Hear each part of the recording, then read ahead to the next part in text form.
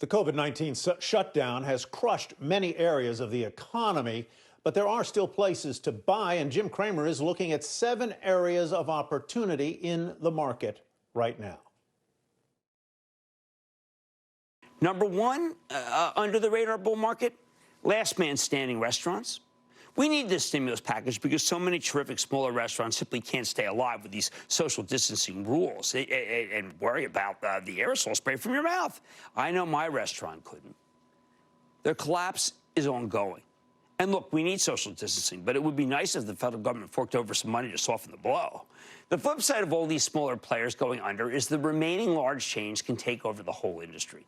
I love Wendy's. That stock's been a huge winner for us. I bet it keeps running.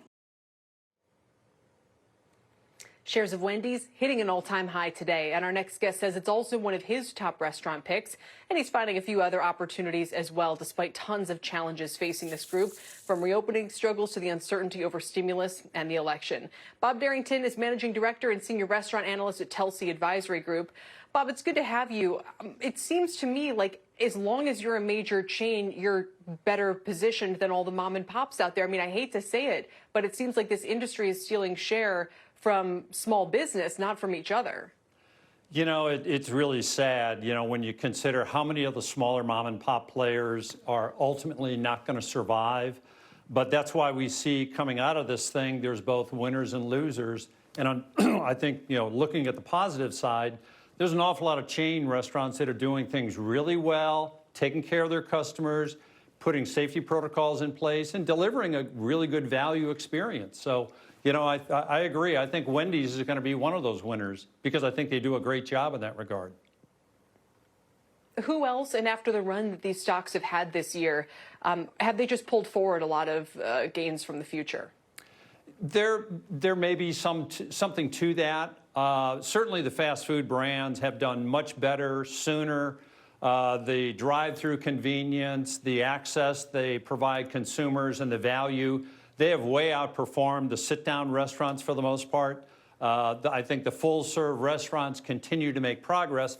They actually could be some of the bigger beneficiaries of those smaller mom and pops going out of business, because ultimately it's the mom and pops who really provide that sit-down experience that may be evaporating, that is left to the bigger chains. Yeah.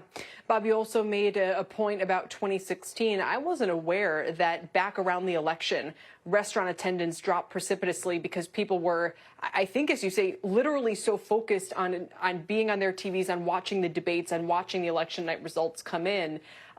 Do you see any election risk with these stocks this time around? You know, I think there is, but I'll tell you, between 4 years ago and today, the shock effect of what we've seen come out of this presidential administration has really kind of worn thin with a lot of consumers, and I think that shock effect isn't as dramatic. The debates this year likely won't be as highly watched. However, the thing that we're especially watching is post the elections. 4 years ago, after the elections, the industry slowed pretty dramatically over the next roughly 6 weeks. And I think it was a souring of the national mood. And I think that the fact that some consumers felt disenfranchised by the outcome very well is something we're going to have to continue to watch for this year. Bob, you talked about some of the fast foods, the drive-through companies, and you said that the sit-down restaurants relatively aren't doing as well. Many of the I want to get out of the public restaurant space because a lot of the more luxury restaurants around the country are sit-down restaurants. Many of them aren't publicly traded. They must be suffering a great deal because you don't think about calling in to, oh, I don't know, name a fancy restaurant in your town, calling in and going and getting carry-out from the deluxe restaurant. That's one thing that I think we're beginning to see a few of the stronger players try and adapt and innovate and be able to provide, especially as we're, you know, a lot of the northern markets coming into the winter aren't going to be able to offer the off-premise or the sit-down experience that you can outside on a patio or, you know, under an awning. It's simply going to be too cold. I think they're trying to figure out how can we survive through the winter to come out on the other side. And the fact that these are generally higher check average restaurants, that sell the experience. It's hard to provide that experience when you put it in a bag versus a nice, well-appointed restaurant. Yeah. No, exactly. Are you in Nashville, do I understand? What are you seeing in Nashville? You know, in Nashville, you know, for the most part, restaurants have been doing fairly well, both out in the suburbs. The downtown market is a little bit more constrained due to more restrictions. There's some loosening there. I would say broadly, in this community, the Nashville community versus, say, the major metros in the Northeast, things are a lot looser and a lot more casual. Masks are, you know, certainly I have my mask, and if you go any place, you're going to need to wear a mask to get into the facility, and you'll find more sit-down restaurants, a lot more, versus, say, in New York, for example.